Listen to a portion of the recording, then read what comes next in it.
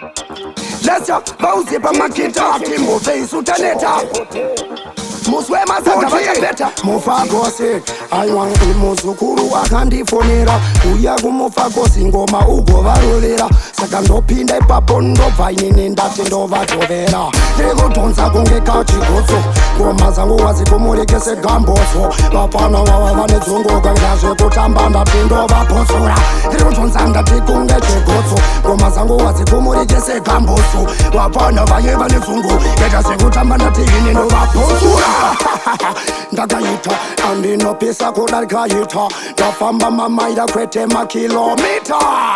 sori zvavevayai vanoyeta ngoma dzacho ndaramba ndichibata chipoti hachimbofeshaneta hapana nemuzukuru matsaga watinokwata tiri kudhonza kunge kachigotso ngoma dzangu wazikumurekese gamboso vapana vava vane dzongoka ita zvekutamba ndati ndovapotsora tiri kudhonza ndati kunge chigotso ngoma dzangu wazikumurekese gamboso vapana vaye vane dzongo ita zvekutamba ndati ini ndovapotsora chinamba zvapane kumufagosi chasimbiswa iwe nachangara vapana ivo vachaparara vachanyara chigaro ndachigara enda kunobvunza kakumbare varuziva kuti chibhazara chimbosare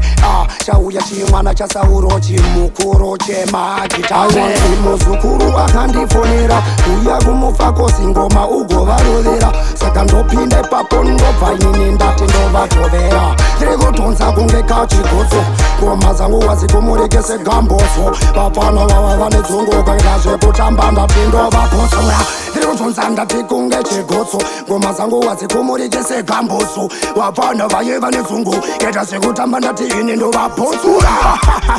ndakaita andinopisa kudarikaita ndafamba mamaira kwete makilomita sori zvavevayai vanoyeta ngoma dzacho ndaramba ndichibata chipoti hachimbofeshaneta hapana nemuzukuru matsaga watinokwata ingoma inotiwe pedo pangu kuita kupakura kuita kushakura mufagosi bigapoti murangu rairiya remu Mpani Street.